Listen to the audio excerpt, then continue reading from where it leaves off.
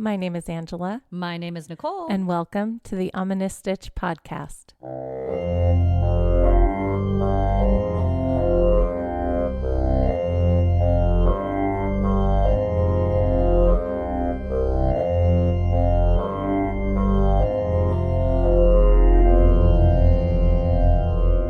Hello, Stitchers! Hey, everybody. Welcome back to another amazing episode of the Ominous Stitch podcast. Whoop, whoop. We are so excited to be here with you guys today. So happy. Yay!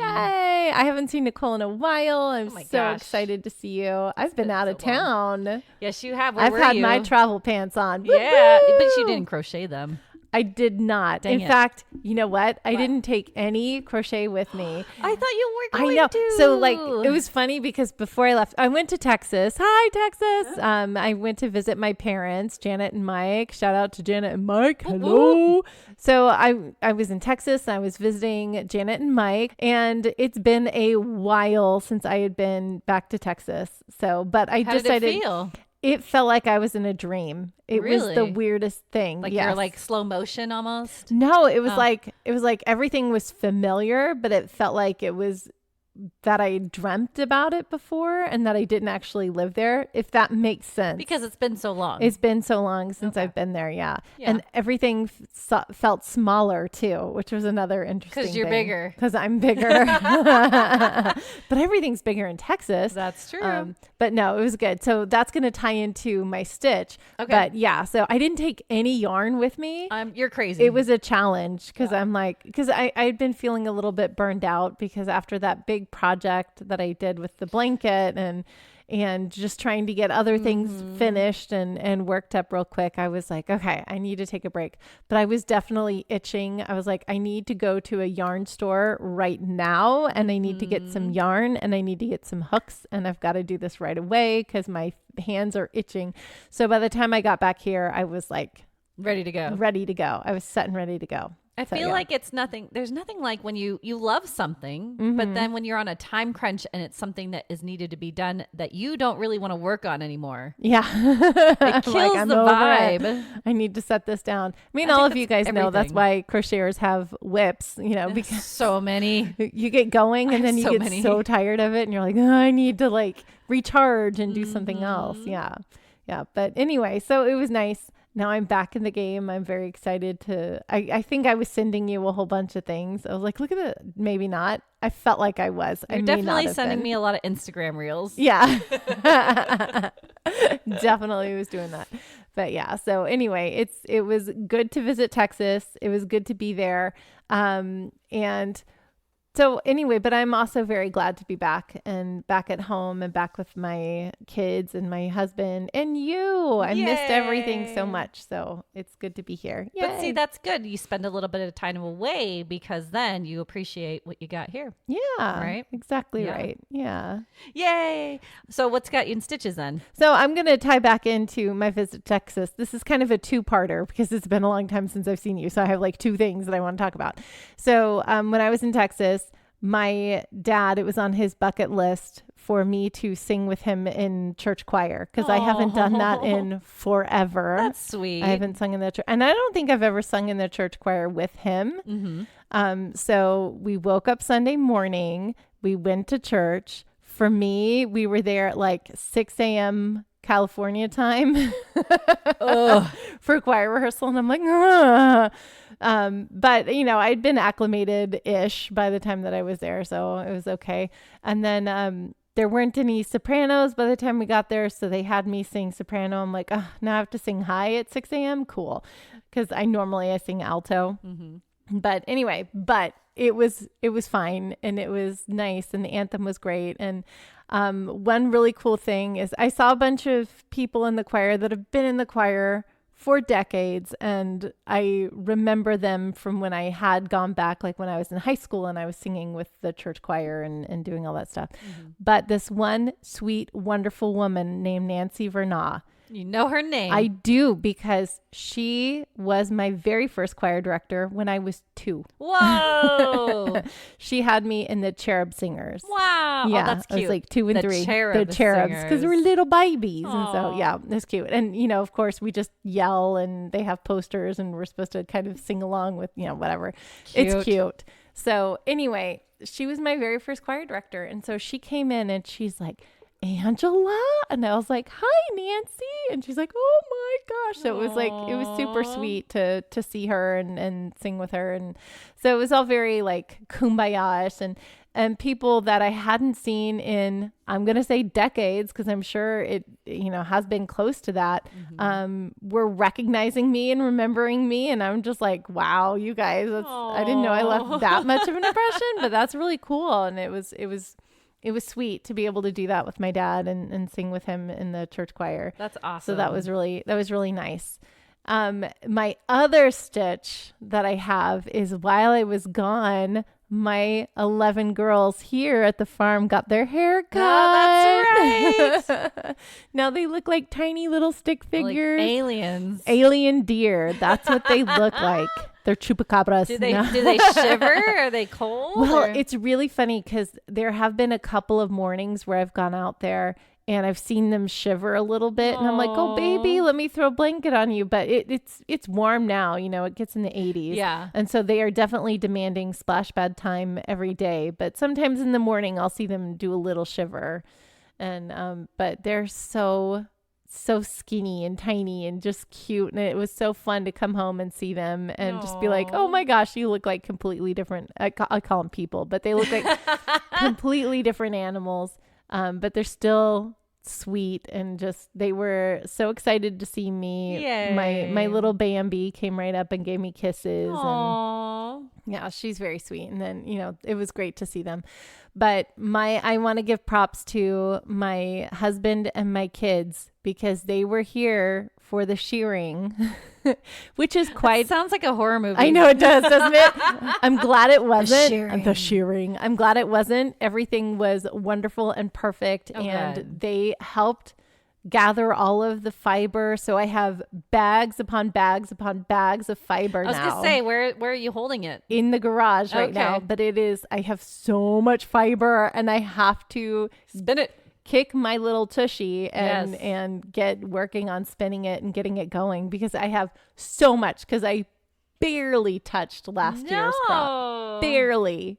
Okay, gotta get on it. I have so much to do. Start our Etsy shop. Yeah, so I'm gonna start. I'm gonna be spinning like crazy. That is my goal this summer. Is see if I can get at least 2 fleece processed. Nice. Hopefully more than that, but that's the goal because I only got 1 processed last year and it wasn't even my girls. It was the one that I purchased. So I really want to get my girls done. So I'm excited to do that and get going on that. But I'm very, very proud of my husband and my children for handling the whole thing.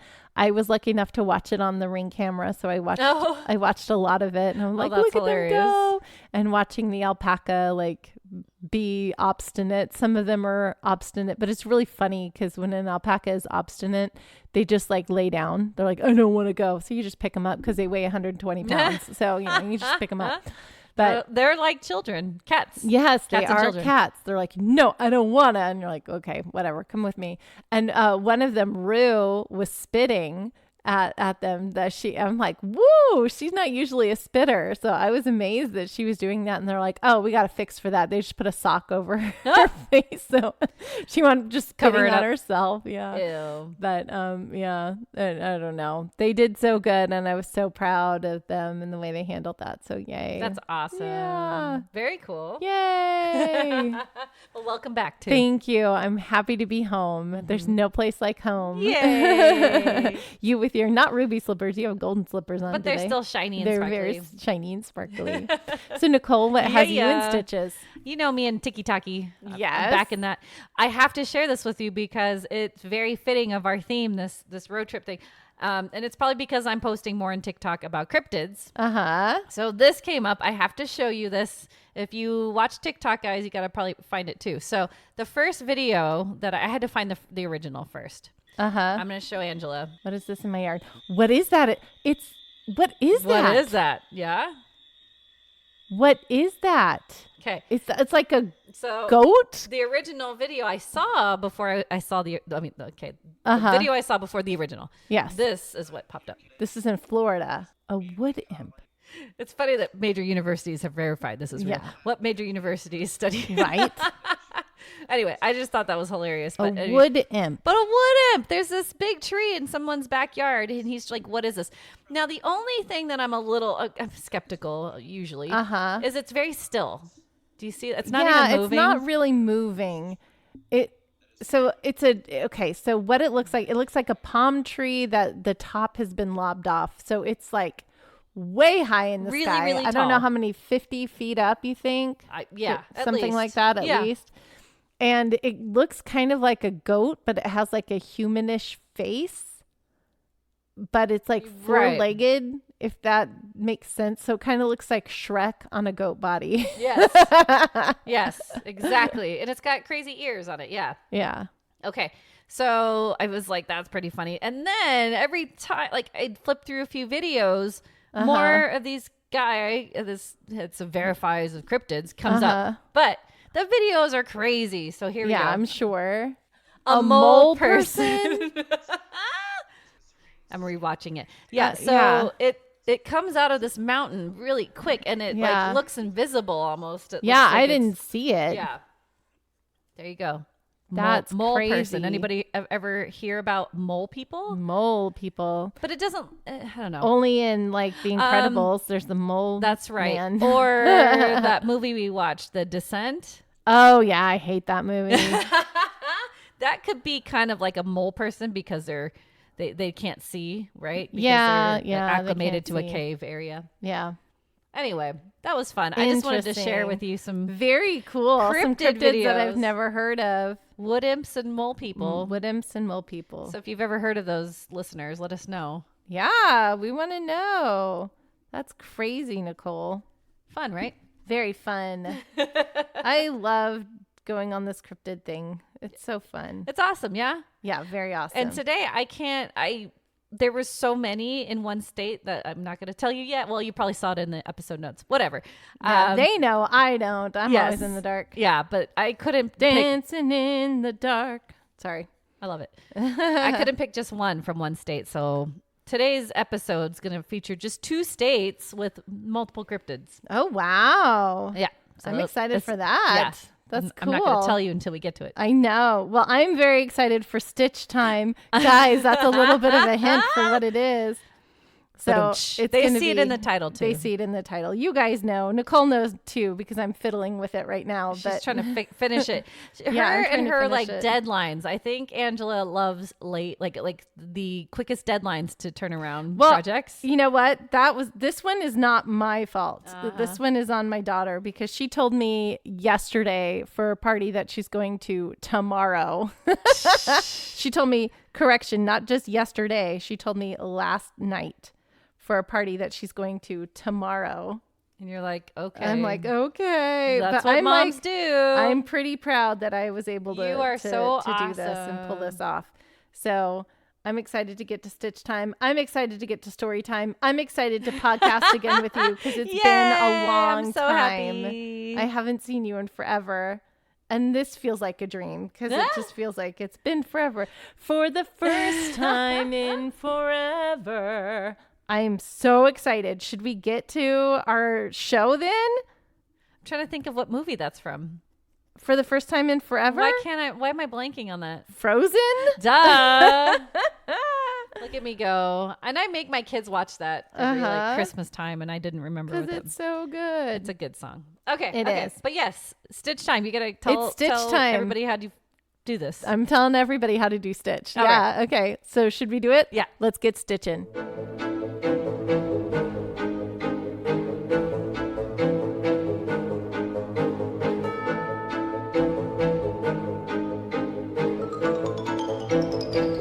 Okay, Stitchers. So this is the evolution of today's Stitch. Are you ready for this? Last night, as I am cooking dinner, my youngest comes up to me and she goes, Mom, you know my friend whose birthday party I'm going to?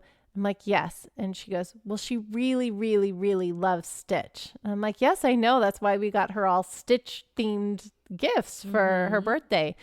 And she's like, you know, it'd be really cool, Mom. Could you make a Stitch hat for her? And I'm like, could I make a Stitch hat for her? Like in 24 hours? Can I do that? The answer is yes. Yes, I can. You're a yes, super I mom. can. I stayed up way late last night, way later than I should have. But I was like, you know what? Fine. We'll pull double duty. We are recording tomorrow. We'll see how far I can get with this. And then, we'll make this our Stitch for today. And so it happens to be Stitch. Lots and lots of Stitch things. So my daughter's friend loves Stitch. That's from so Lilo cute. and Stitch. I love Stitch too. Stitch is awesome. Best. He's the best. He's crazy and all about family. And he's a Frenchie. He is a Frenchie. He is a Frenchie. That's funny. That's why I love Stitch. So where do you go when you're looking for Stitched themed hats? Yeah, where? Pinterest. Hey! Yeah, you go to Pinterest. And so I went on Pinterest and I found this free pattern, you guys. It is absolutely free. And really, good job. It took me less than 24 hours to whip this thing up. The only thing I have left to do is make tassels for it. And You're then that's so it. good. So this Stitch beanie I found on knottedupinstring.com. Knotted, KNOTTED, upinstring.com. And this is a free pattern. It's called Stitch Inspired because, of course, it's not officially Disney. Can't do that. Don't get in Can't trouble. do that. So it's Stitch Inspired Alien Hat free pattern. And I was like, hey, this also Good fits job. with our movie today because, it had that's an alien in right. the movie. And Stitch is, I guess, sort of a cryptid, even though he's an alien. So, yes, that's the debate we keep talking about. Yeah, That's okay. yeah. So I'm like, it works. We can do this. So this is a Stitch inspired alien hat free pattern. She has sizes for newborns all the way up through adults. That's awesome. So I kind of did a hybrid between child and adult size. I just kind of measured my head and my daughter's head. That's yes. amazing. Yes. Oh, because it's just the hat part that you would have to It's change. just the hat part that you have to change. Okay. But then also the eyes and the nose and the ears are different sized as well because the head is hat is smaller. That makes sense. Yeah. So the beanie is very simple. It's all half double crochet. And then you make these cute little ear flaps that go along with it. My variations that I did is I did do magic circles everywhere. She doesn't do magic circles. And so is that... So she does like a chain 3 slip it's stitch. The same. And then, it works the same, but I'm like, is magic. the chain 3 more, I don't know if, is it hold the shape more? Cause like could a magic circle come undone? But then you crochet over the end. So I don't know. I don't know. It's a debate. Yeah. So anyway, I substituted her, slip stitch because you love chain it now. 3 into a magic circle because I'm so you good at those complained about now. it at the beginning and now I did pro. Yes. So you make the hat and then you make little appliques to go on top of it. So you make a big circle for what she calls the eyelid, and then you do the pupil. And then I added a little bit of highlight in the eye with some white. And then the nose, she says to use like a dark blue, like a navy blue, but I just used black. Yeah, it works. It works. And then you make little ears that go above the ear flaps, and they're just super cute. And then all I have left to do is make these tassels, but it's really simple. It works up really fast, surprisingly. So it's all half double crochet. And then there is some double crochet and some, single crochet going on in there too when you're doing like the ears and stuff and the little appliques that you put on. But I'm really excited with how quick this was. I'm really excited with how simple this pattern is. Again, it's on knottedupinstring.com, Stitch Inspired Alien Hat. And Love it's a it. free pattern. Good job. Yeah. You're fast. This would take me probably at least 3 days, I think. I don't know. I think you'd be surprised. I think you'd be surprised. Let's time it. Okay, ready, set, go. I have yarn. You can. I see. That was you have a another lot. thing. I was telling my daughter, I was like, I don't know if we have the right color yarns. And then she went into my stash and was like, boom, here you go. And pulled out like the right color yarns. I'm like, okay. That's how much yarn you got. I know. I love that. So good. But who knew I could make an entire Stitch hat and, with what I had in my stash. And You did it. yeah, I did it. You're so I'm fast. so proud. And I'm I proud of also you want to too. say thank you to my husband again for letting me stay up extra late last night so I could do this. He let you stay up. He let me stay up. No, he kept encouraging me because I wanted to put it down. I'm like, oh, I can finish it tomorrow. And, I want to spend time with him and cuddle with him on the couch. He's like, no, keep going, keep going, keep going. Aww. So he encouraged me to keep going. And then he got up and snuck off to bed and I was still out here and I'm like, wait. And he's like, no, I'll be right back. And then he didn't. He went to bed. Fooled you. Yeah. So it was sneaky. But anyway, I'm you very did it. excited. I did it. So he's here. He's done. I love it. That's awesome. I'm so proud. Yay. So go make your own stitch hat today. Yeah, It's free very patterns cute. are so sweet. Free Thank you, people. pattern. Yes. And it's so cute. Yeah. And this is from November of 2018. So this pattern's been out there for a little bit. That's so awesome. Yeah. Side note, when I was looking for free patterns for otters, you'd be surprised. There's like barely any that are cute. You have to pay for them. Yeah. So I'm surprised the stitch hat is It's so free. cute. Yes. And it's free. Yeah. Thank you. Yeah. Thank you for knottedupinstring.com. Thank you you for doing this. Good job. It's so cool. Okay, so that's it for stitch time. whoop, whoop. I'm so ready for story time. So let's get our travel pants on. Yeah. And It's story time.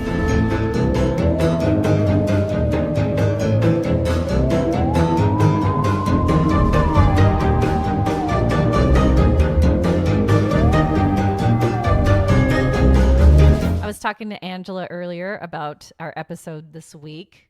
It's crazy. This one state, spoiler alert, it's Indiana. Indiana. They do not disappoint with the amount of cryptids they have. Yeah, Indiana. Indiana, out of That's all nice. the states, you'd think it'd be like maybe, well, which I haven't researched Alaska, but anyway, Indiana, in the middle of the country. Well, because, they don't have a lot to do, I guess. So they find cryptids. Foresty? No, I I'm don't just know. kidding. I don't know. There's a lot of nature and Yes. a lot of different terrain happening in Indiana. So True that. it makes sense that there would be a lot of different animals and different cryptids and Creatures. yeah. Yeah. It makes sense. Yeah. Well, I can't just give you one today from Indiana. So the first runner up is the Beast of Busco. The Beast of Busco. It could be Busco, but I think it's Busco. Okay. Busco. Okay. Back in 18 of 98. 18 of 98. 18 of 98. Because I can word today. Oscar Folk owned a farm near Churubusco that held a 7-acre lake. One day he believed he spotted a giant turtle living in that lake. Yes. He told others about it and tried catching the creature, but didn't and just left it alone. Then in July of 1948, Churubusco locals Ora Blue and Charlie Wilson were fishing on that same lake, which changed names to Folk Lake that was owned by farmer Gail Harris. Blue and Wilson reported seeing a huge snapping turtle. And they estimated it to be about 500 pounds. Oh my It's gosh. huge. They claimed it was as large as a dining room table with a shell like the hood of a car. Harris, along with other locals, had also reported seeing this giant turtle. Some said the head was the size of a child's, which makes sense because the shell and the body are super huge, right? Mm-hmm. But early in 1949, a reporter from Fort Wayne sent the story out through wire services, and the giant lake turtle became nationally famous. Which created hordes of people that invaded Harris's land in order to get a glimpse of the giant turtle. Police had to be called in for traffic control. This was the 40s, right? There's not much going on. They hear about a giant turtle. They're going to come out. Everyone's there. Yep. But there were still skeptics among the crowd, which provoked Harris to try and catch the turtle. He made several attempts, which included draining the lake by pumping the water into an area sealed off by a dam. But when he almost had the lake completely drained, the dam broke. Oh, no. So, nope. So despite the many attempts, the beast was never captured. They lovingly nicknamed him Oscar after the original owner of the farm. Aww. In March, look how big. Oh, this is an AI picture. I know, but still, look how That's big what they're, that is. yeah, estimating. It reminds me of what I never remember what his name is, but the Terra tortoise. Pikachu? Yeah, what is that one? Detective Pikachu? I don't know. Yeah, you're right. Because they're earth turtles. Or something like that. Yeah. And They're they grow huge. mountains and stuff on their backs and trees and stuff. Yes. I love that. I think that goes back to old Native American legends, right? Where they think the earth is a turtle. Yeah. Oh, right. That totally reminded me of Neverending Story. Oh, yeah. And he meets the big tortoise in the swamp. Yes. Same thing. Yes. See, I love that. Okay. March of so good. 1949. Indiana. This is good. They sent a deep sea diver into the pond, but that failed because the wrong equipment was sent to the Harris farm. It's like time and time again. They just have bad luck. But I wrote down, why not try again? Like, wouldn't they? Like, yeah. Like, we can't do it ever. Can't do it ever again because we have the wrong equipment. Right. No. The interest died down and the crowds dispersed, and no one has ever caught the giant snapping turtle. That's sad though. Like, there's another fun picture. Isn't that crazy? That was. So I mean, cool. I'm sure I'd be like was... because it's a snapping turtle. I'd be terrified. Yes, because it can eat you. Yeah, they're mean. They're crazy. They snap fast. Yes, and their jaw pressure is insane. Yeah, I don't want that. Nope. Currently, Churubusco celebrates their Turtle Days festival every June in honor of Oscar, which includes a parade, carnival, and turtle races. Yes, I love it. That cute. Aww. I love that. Next. Have you seen the video of the little turtle that they put on a little like skateboard underneath him? And he just like runs around and chases the cat, and the cat's like, why? Why you do this? Yeah. I love it. Yes. All right, my second runner-up. Again, I can't choose just one. Yeah. The second cryptid is my favorite type, I think. Because Indiana has their own lake monster. Yay, lake monsters. I love lake monsters. I know. This is the monster of Lake Manitou. And in order to understand the habitat, let's go back to 1826 when a treaty was signed between the U.S. government and the Potawatomi Native American tribe. The treaty required the U.S. to build a mill in which the tribe could use to grind corn. However, in order to power the mill, they needed water, and the only solution they could figure was to build a dam prior to the construction. Then, when the dam was completed, 775 acres of land were flooded, and the five small lakes, the five small lakes around the area of the soon-to-be mill became one giant lake, which was called Manitou. That's crazy. So they flooded it and they're like, okay, we got one big lake. That's crazy. So Lake Manitou has 775 acres and is about 25 to 45 feet deep in places. Mm-hmm. Now, no one knows for certain the origin of the monster of Lake Manitou, which was named, give me a break here, Meshekenabek. Beautiful. Meshekenabek. Okay, but that translates as great serpent. Whoa. But they believe it was living in one of the smaller lakes before Lake Manitou was created. While the mill was being constructed, members of the tribe as well as construction workers began seeing something odd swimming in the lake. The construction workers, which included both the builders and the surveyors, claimed to have witnessed on more than one occasion a creature that was over 30 feet long, dark in color, with a long neck and a horse-like head. Oh, wow. I thought it was going to be like a serpent, but now it's got a horse head. A horse head. So that's more like a Nessie kind of a thing. Exactly. Or Champ. Yeah. But wow. Okay. Cool. The creature was seen both surfacing and submerging within the waters of the lake. Word spread within a 25-mile radius, and at first, people didn't really believe it. Then once more witnesses began to come forward, more and more people were curious. Those in the area began watching the lake more closely. Then, the first blacksmith in the area of Lake Manitou came forward with his story nearly 11 years after the construction workers, where he claimed to witness a monster swimming in the lake. Now, back then, the blacksmith was one of the most respected members of the community and relied on by most, so everyone then jumped on the bandwagon when they heard his story. Oh. Because, he's like, I'm going to do my job. Yeah. So, in 1838, the blacksmith gave his rendition of what he saw. He watched a creature roughly 200 feet from shore raise its head 4 feet out of the water and proceed to swim around in front of his eyes. He described the body as very serpent-like in appearance, but its head was nearly 3 feet wide and somewhat resembled a cow's head. Yeah, like a horse cow. Yeah, okay, got exactly. it. Uh-huh. The neck was long and the coloring was a very dingy grayish black. He also claimed the creature had large yellowish spots on its skin that contrasted strongly against the gray-black body. The creature nearly fully exposed itself along the surface of the water, turning its head from side to side in one smooth motion as if studying the landscape around it. After a few minutes, the creature sunk back down below the surface and disappeared. The blacksmith witnessed all of this from his shop, and as soon as the creature vanished, he just went back to work as if nothing happened.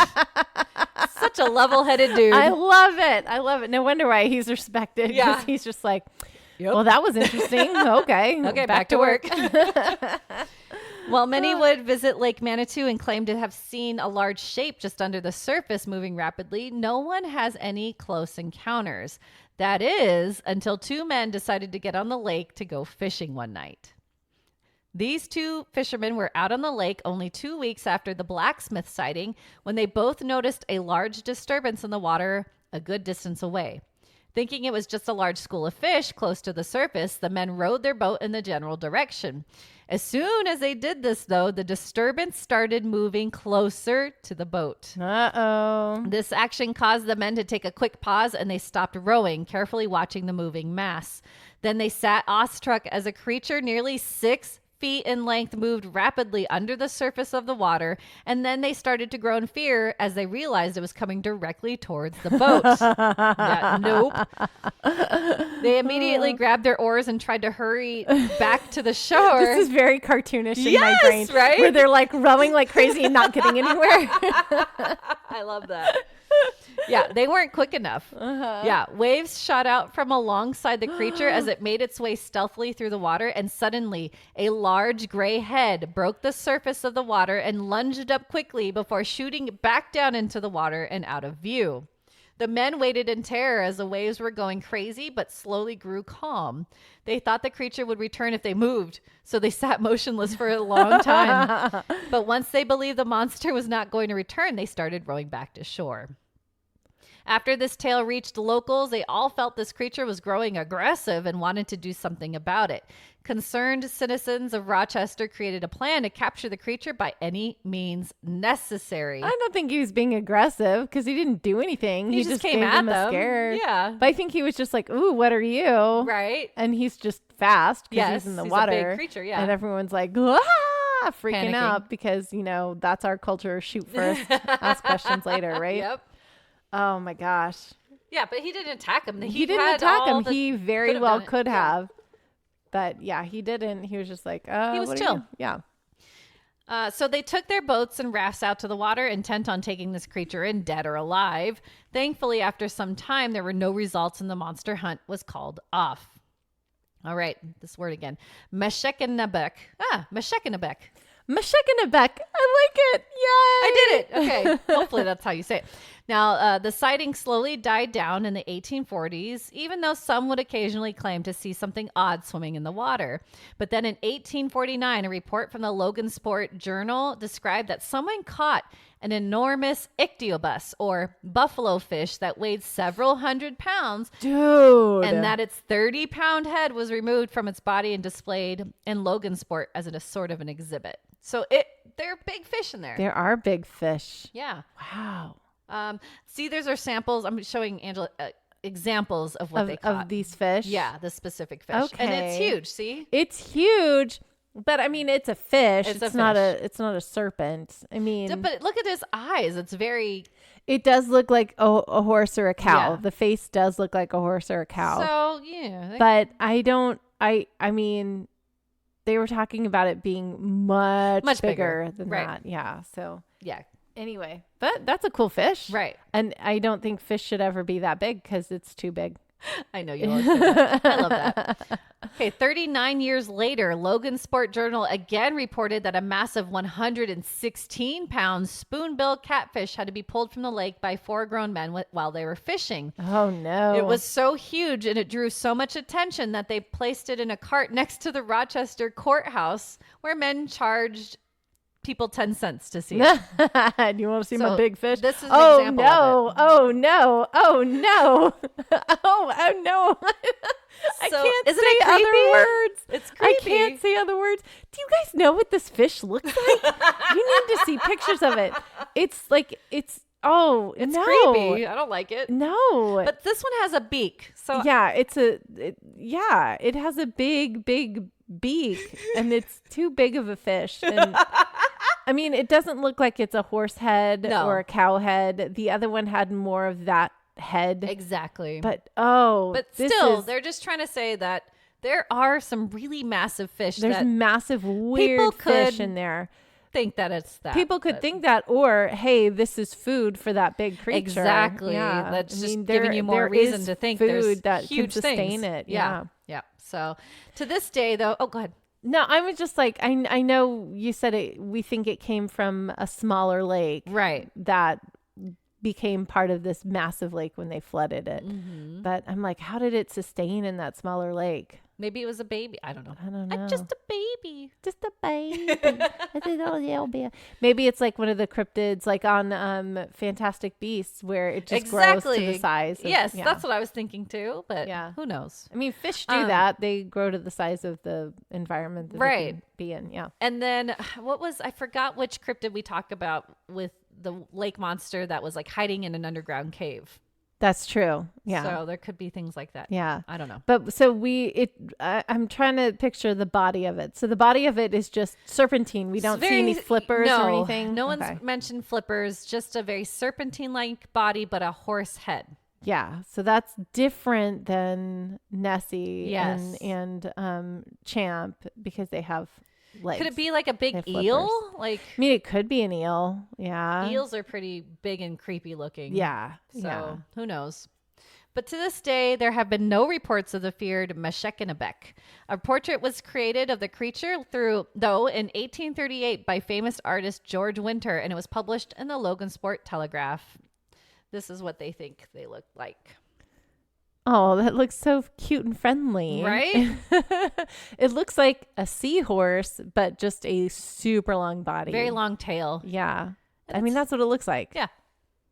So maybe it's just a mutant seahorse. Mutant fish. Yeah. Interesting. Oh, that's cool. I like that. I like the Meshekenabek. Meshekenabek. Good job. You did it. All right. Now we're going to get into the main cryptid of Indiana. Yay. And I chose this because there hasn't been a cryptid like this in any of the other states that we've visited. The Pukwudgie.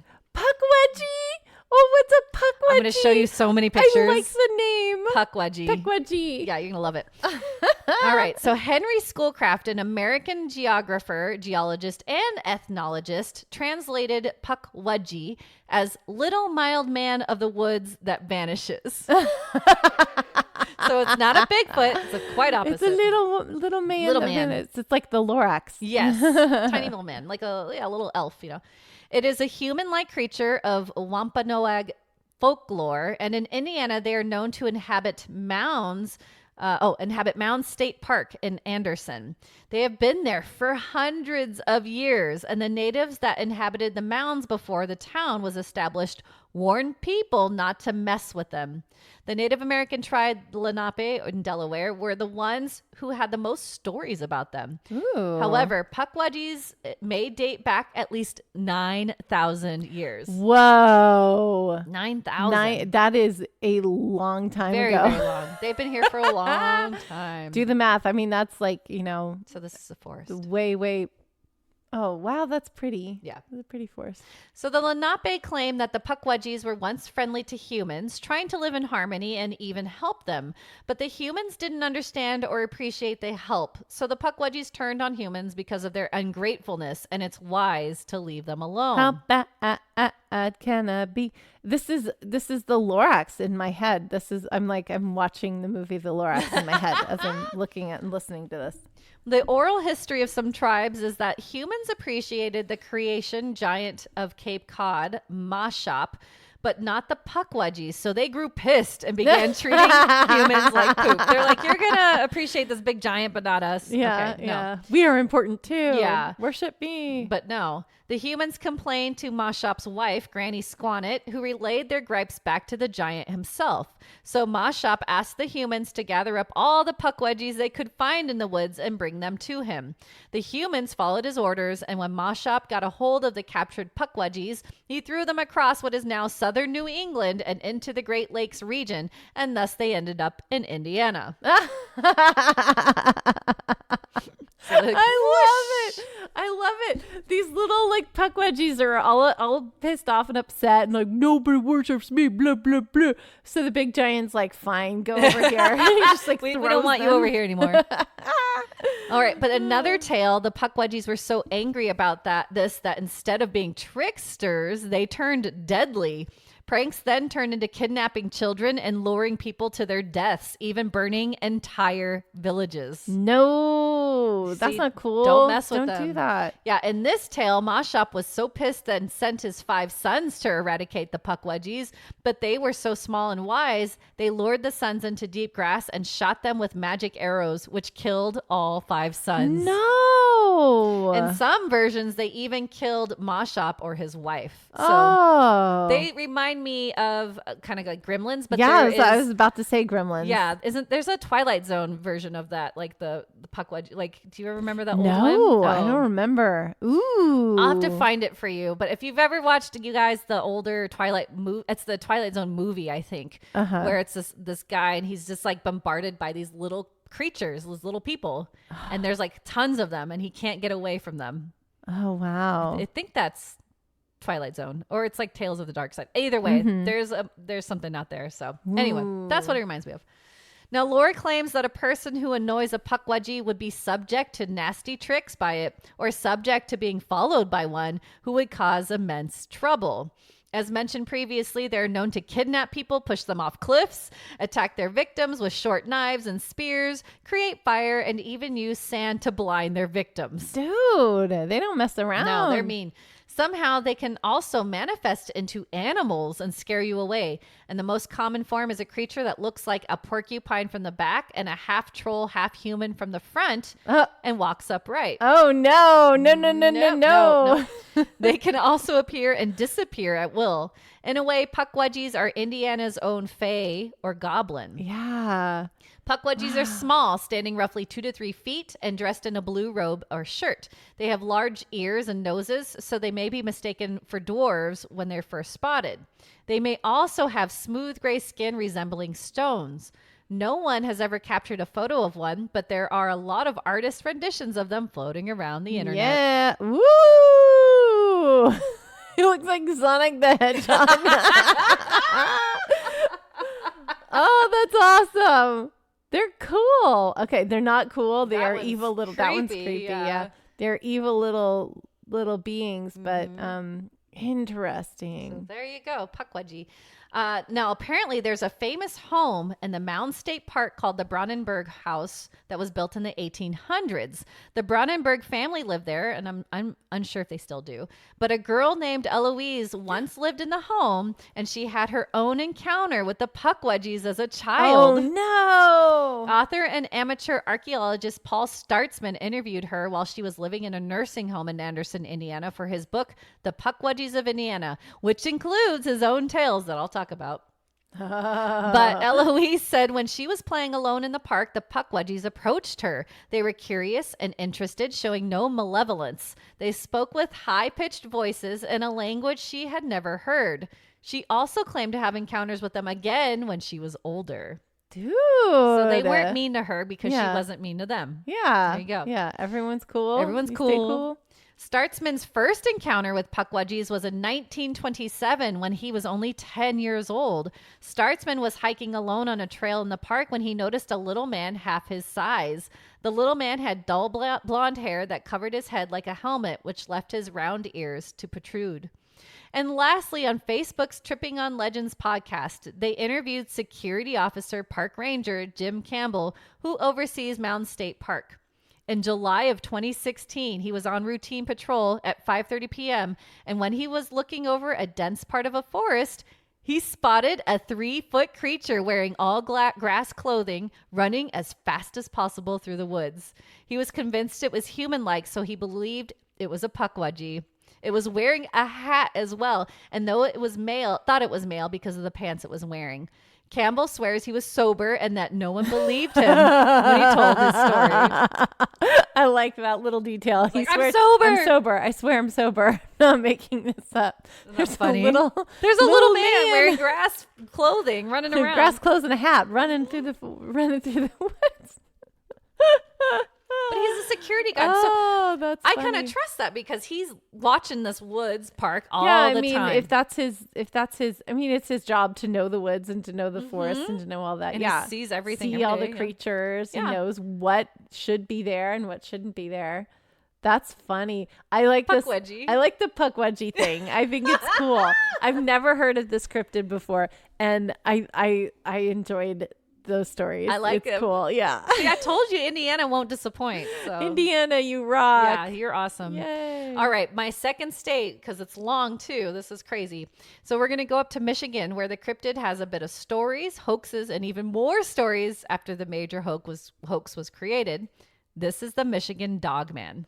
Michigan Dogman? Have you ever heard of it? I don't think so. Really? Okay. Dogman. The Michigan Dogman. Oh, I know the books Dogman that my kids read. My kids read those too. Yep.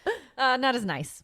So this werewolf-like creature has been sighted in various parts of Michigan, more so the northwestern quadrant of the Lower Peninsula. The Dogman stands at roughly 7 feet tall and is considered a bipedal, yeah, canine with the torso of a man and the head of a dog or wolf.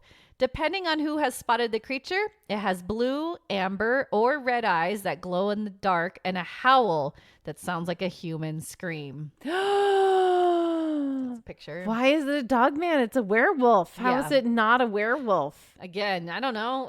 Because it's not all. This picture is more werewolf for sure. Yeah. But they describe it as having a human body. A human body and a dog head. Yes. Ooh. Wolf. Yeah. Yeah. Ooh. The Michigan Dogman was known to the public the first time was in 1887 when two lumberjacks in Wexford County claimed to have seen a beast with a man's body and a dog's head.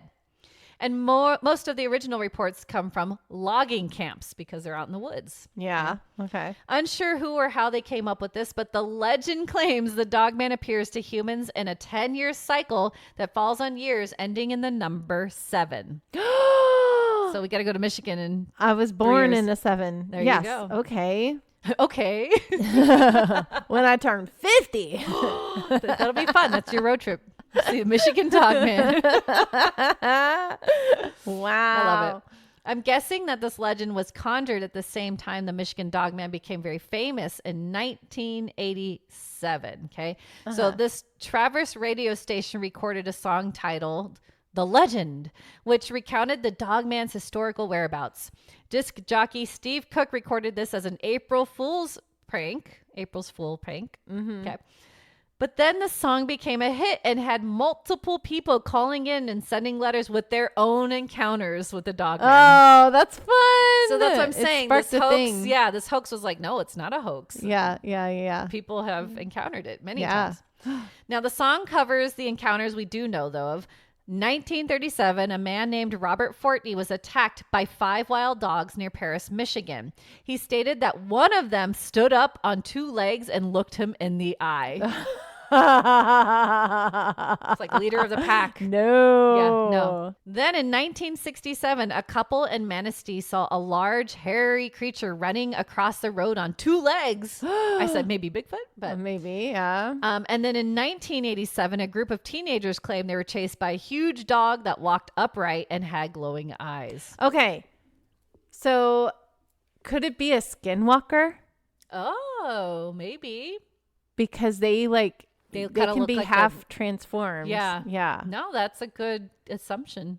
Ooh.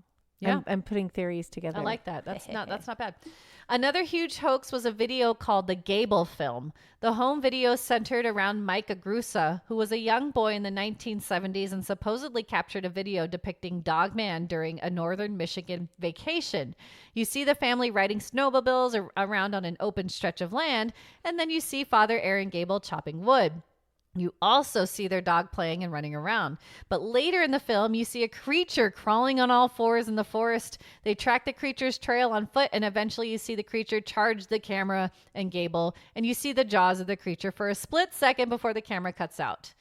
Great theatrics, but it's a hoax. I watched it. Yeah. Like, it was grainy. It looks like a home video. But it's a it's fake. Yeah. Don't believe it, people. Okay. Yeah. No. Not real. Not real. Good job, though. Right? But then, Angela, you have real life people submitting their encounters. This is bonkers, you guys. This is, okay, you're going to love it. In 2017. Ooh, so that was the last cycle. 2017. There you go. Okay. A Michigan trucker swears up and down that he had a run-in with the Michigan Dogman and even shot at it. And this is his story. Joe Barger, 59, was transporting a 43,000-pound load of paper from a mill in northern Michigan through the forest. It was in June. And note, Barger was a 6-year Army veteran. Okay. All right. So pretty serious, pretty okay. Yep. Got it. As he was driving, he realized he had an air leak, so he had to stop and look at it.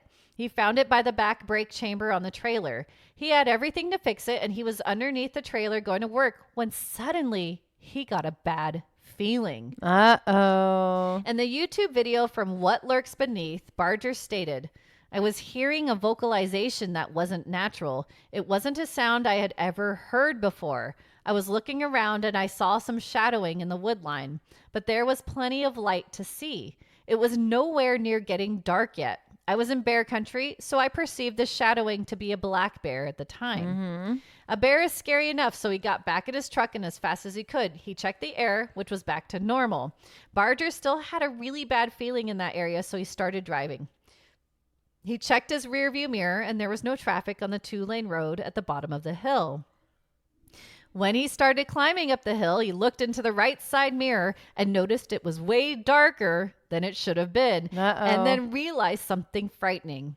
Barger stated, there was a wolf head the size of my window, and my windows were down. Oh, no. He was trotting along next to me, and I was about 20 to 25 miles per hour at this point. And he was stooping down on 2 legs, looking down inside my cabin. I'm at 9 feet tall in my seat. His hands were coming up, scratching my windowsill. On my door handle, I could hear his claws. Oh my gosh. Time slowed down. I thought I was in like an alternate reality or something because a creature like this don't exist in a reality I've never known of. I have heard of Bigfoot and I know those to be something that is talked about. This is a whole different altogether. Dude, it sounds like, okay. I think that it Michigan is a Dogman is a skinwalker. Yeah, because this is like just like the stories of the skinwalkers. They Chasing run around. alongside the cars and they chase them down like that. Could be. But if it's like 9 feet tall. and like That's bending why they over, think it's a little different because it's huge. That's massive. Yeah. Barger, Were there like scratch marks on his door and stuff? You have to, I think so. But okay, Yeah, let me okay. keep going. Okay, It's pretty crazy. So Barger went on to describe the creature. It has a lot of sharp teeth, and the teeth on this thing were like brilliant white. 3-inch long fangs, bottom and top. Pure black pointed ears. It had yellow eyes with human-like hands, probably 14 inches across. Ah, that's big. It was at least 10 feet tall from how it was stooped into my cabin. His yellow eyes were darting all over the place and looking at me. Oh. Then Barger continued, how this creature looked was mad and determined to get to me. He was sneering. He wasn't making any noises vocally, but the looks he was giving me and the intelligence in his eyes was telling me, I'm here to get you and there's nothing you can do about it. Dude, I would be pooping my pants. Right? I don't know what I would have done. I would have been like, get out of here. Leave me alone. Get out of here. I would be yelling really ridiculous things at it and then trying to get away. Freeze. Like, what do you do? I definitely would have wrecked the truck because I would not be watching the road. It's going 20, 25 miles. Yeah. It's not too fast, but still fast enough. Speed up, man. Yeah. Get out of there. It's in a big truck. It's 43,000 pounds of paper in his back of his truck that he's hauling. So. Yeah. It's going to be tough to get faster than that. Exactly. Barger thought about trying to roll up the window, but he was focused on the road instead. Then he remembered his handgun. He pulled his .45 Colt that was strapped to his waist and took 2 shots at the creature. Barger said, he instantly went down. I was looking at him as he was sliding into the weeds. I was at almost point blank range, so I'm pretty sure I got him through the eye orbit. His head was huge. Everything on this animal was black except his teeth and his eyes. I wasn't really panicked, but it's the scaredest I've ever been in my life. Dude. Barger believed the creature to be dead, but he wasn't at peace of mind. So about a mile up the road, he found a spot to turn his truck around. As he was coming back down the hill, roughly 5 minutes after shooting it, the creature was gone. But in its place was a Jeep and 2 people. Barger said he was concerned about them being in an impossible, dangerous place. So he stopped to talk to them. They said they pulled over because they were watching a few bears fighting each other. Oh, what? Yeah, what? He didn't want to let them know what had happened, even though he was really worried, so he just left. He figured maybe there were more than one dog man in the area. Okay, he's watching. These people were watching bears fight. That's not intelligent. No, you don't not at all. pull over to even if it's bears. Yeah, because then they'll come back and get you. That's pretty smart. Oh, wow. That's so funny. Yeah. That's That's weird, right? 5 minutes later, it was that's bears very fighting. weird. He said the event was more terrifying than any combat situation because at least you know what you're dealing with there. Barger had 6 months to a year of on and off nightmares. Once the nightmares started to fade more, he discussed the situation with a family member and they told him he should get it out into the public. So later, he did reach out to a podcaster that was popular with cryptids and they told his story 4 years ago. Then only 3 months after the episode released, Barger said he was detained at a scale house by state police to wait for federal authorities. When they arrived, they were very intimidating and angry. Barger had no idea what was going on until they said, "You killed one of our assets, and this is how things are going to go down." What? And Barger knew there was only one thing he had at least hurt badly, and that was the Dogman creature.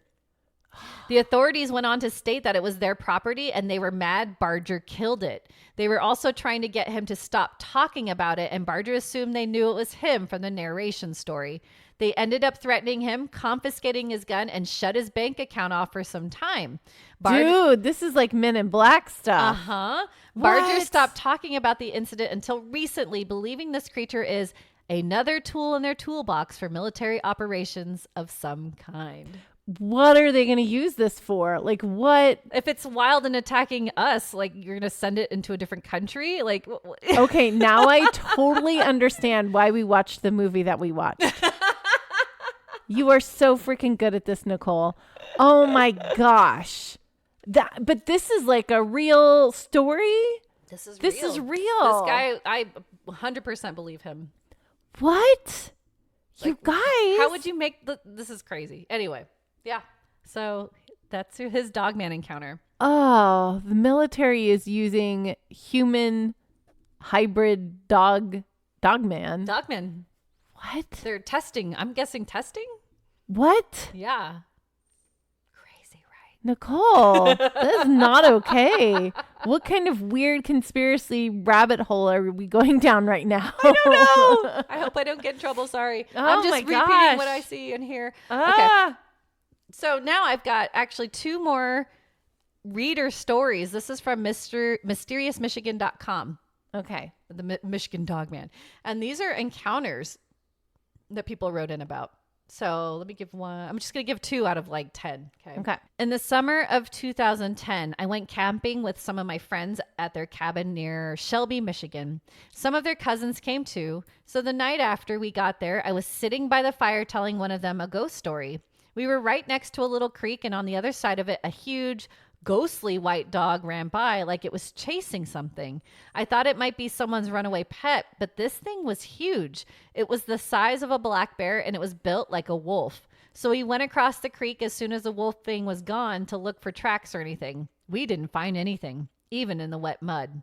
That's the wild thing, right? White thing. No, the white. What was it? The white thing. The white thing. Yeah. Yes. Isn't it? Yeah. Yeah. That's what that is. be. He's visiting from Alabama. That's Yeah. right, Alabama white thing. Later that night, after everybody else went to their own campers, we were staying in campers even when there was a cabin right there.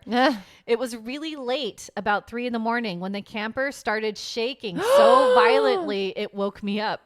I heard a really low, deep growling right outside the window I was sleeping under.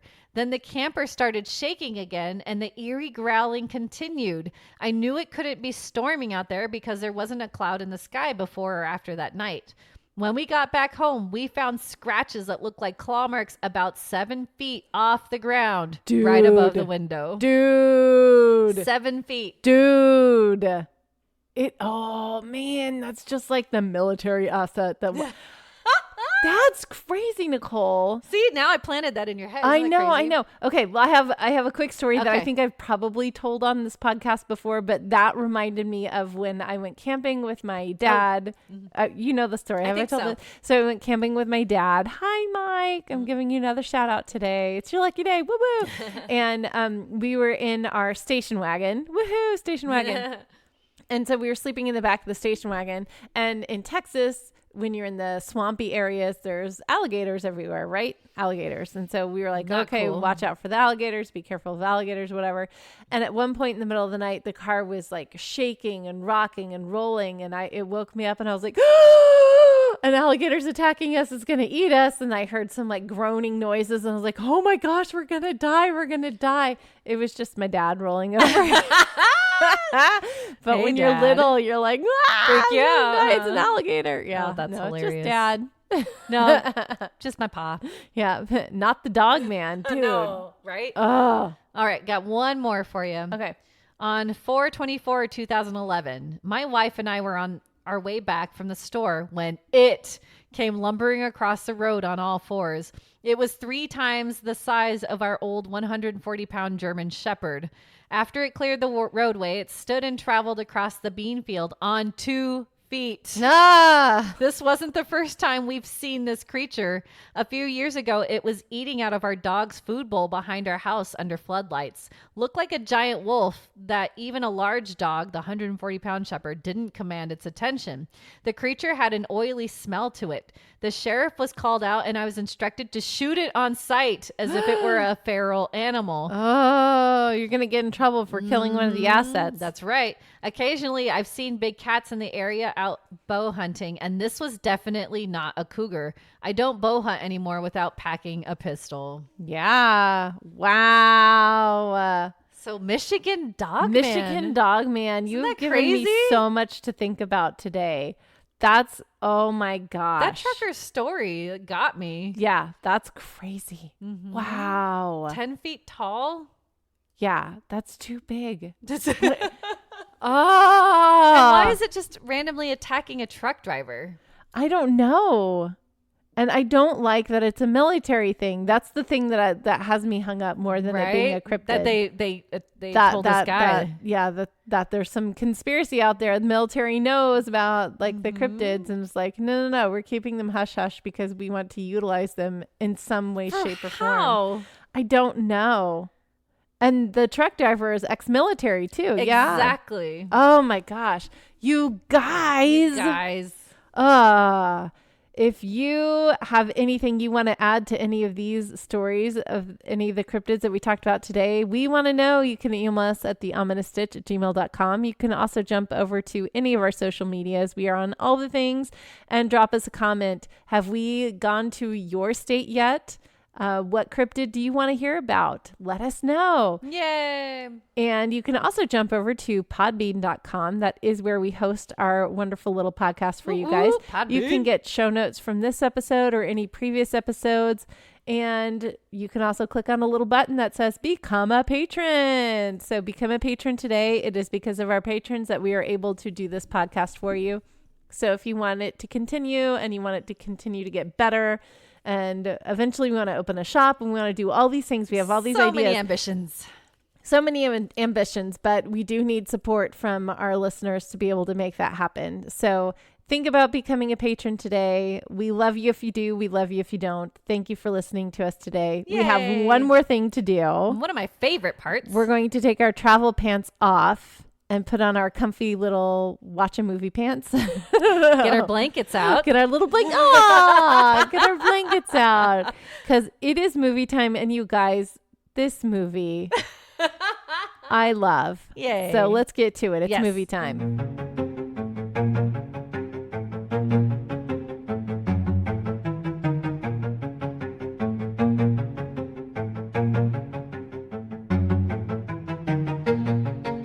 This week's movie review, Super 8. Released in 2011, IMDb rating of 7 stars, and the synopsis.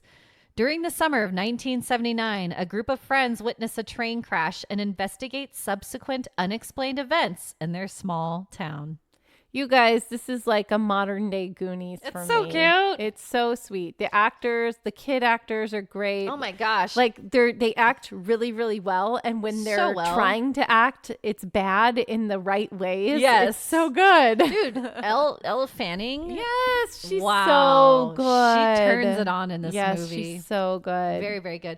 So yeah, I'm sure you guys have seen this movie. It's a J.J. Abrams movie. J.J. Abrams. Steven Spielberg is producer, right? Yeah, Steven Spielberg. Produced it. Yeah. Dang. You It's can tell. so good. 'cause The, it's so the good. special effects, the look of the movie, the feel of the movie. Mm-hmm. It's just a delicious piece of wonderfulness. I don't like, it's just so good. It's so good. The It's shots great are great. storytelling. Yeah, great storytelling. Great casting. The messaging in it is so Yeah. good. It makes you like because the you guys have seen this Yeah, movie. spoilers, There's no way you spoilers, haven't seen it. spoilers. We're gonna spoil it. Yeah.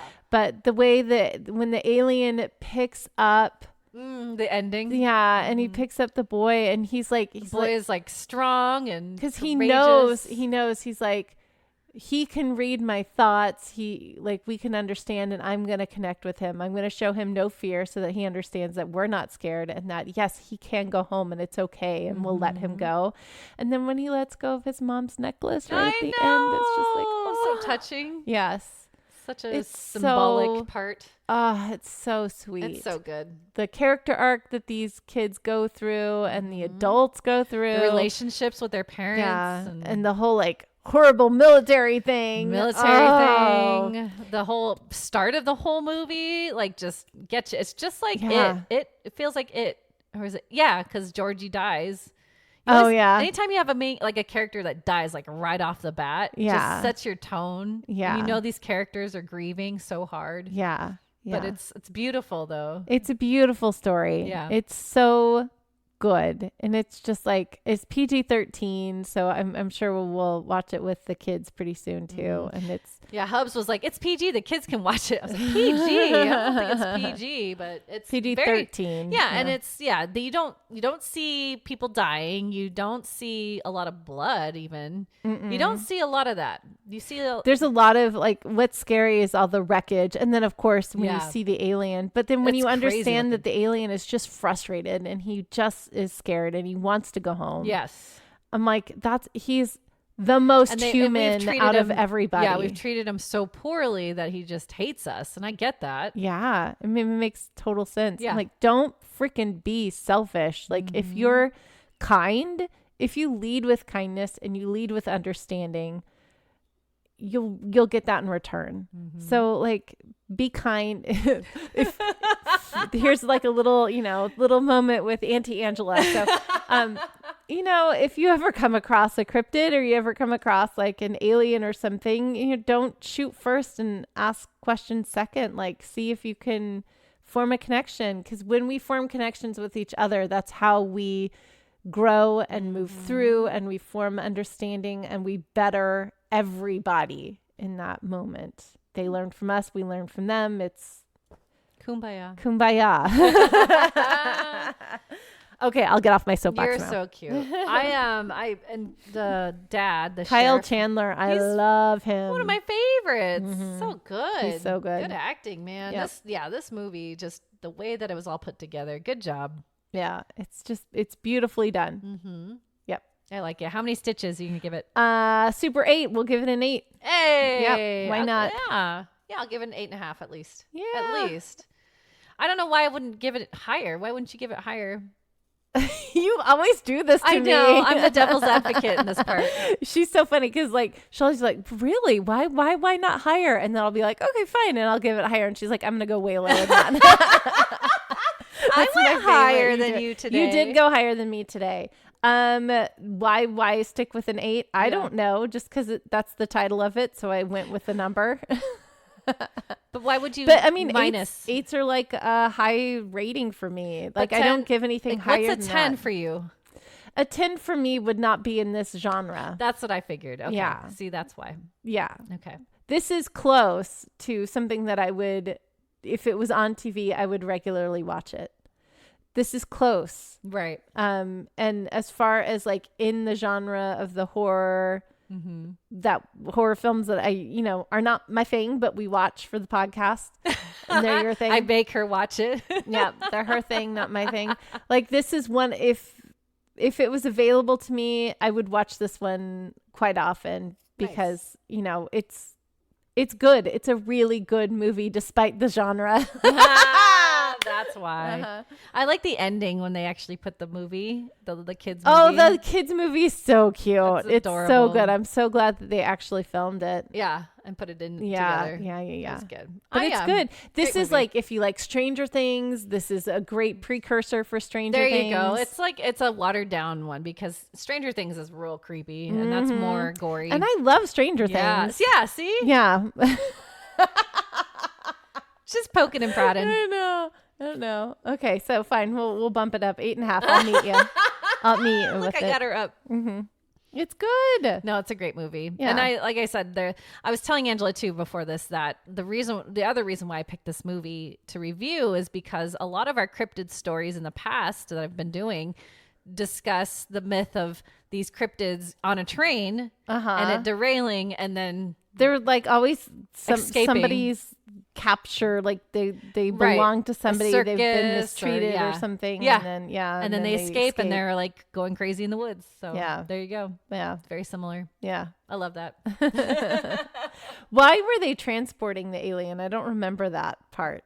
I don't know. That's a good question. Maybe I didn't see if it was going across the United States, but I didn't know if it was going east to west or west to east. But I'm going to just guess transporting it to a different facility for better testing. Okay. But yeah, it had its ship in there. It had all the little cubes. Had all the cubes for the ship. Yeah. But I don't know exactly why. That's a good question. Interesting. All right. Well, that was so good. I like the movie this week. Yay! I picked another good one. Week, another good week of movies. Would you watch this one more or over The Host, or would you watch The Host more over this? Ooh, probably this one because I don't have to read it. Good point. The Host is great. It was very funny. It was very touching. It like wove all of that so seamlessly. It was so good. It threaded that line. It felt very similar. Yeah. But this one probably because I don't have to. Because you can just listen to it. Yeah. I don't have to be glued to the set. I mean, I can, if my eyes wander and I do something else, I didn't miss anything. True. Yeah. Okay. Very cool. Yeah. What a fun movie. Yes, super fun. Super 8. Super 8.5. Wow, this has been another super fun, Super 8, wonderful cryptid road trip. Pukwudgies and the Michigan Dogman. Crazy creatures. Crazy. Creepy, huh? Oh my gosh. Pukwudgie. Such a different like end of the spectrum in size too. So fun. It's like I think about if I would I want to encounter a Pukwudgie. Like I guess so, because I wouldn't be mean to it, but at the same time, what happens if it was in a bad mood and it started like wanted to trick me? And yeah, what if it decided that you just rubbed it the wrong way? Yeah, like if you I weren't didn't trying do anything. to. Yeah. See, creepy. Yeah. See, I don't know. But Pukwudgie over Dogman. Oh yeah, any day. %. Yeah, any day. No, I don't want a 10-foot tall creature chasing me. Yeah, so I'm yeah, okay. Thank you. Okay. Yeah. Well, this has been another super fun episode. Yes, I've enjoyed it very, very much. Me too. And until next time we put our travel pants back on, we'll see you, Stitchers. See you, Stitchers.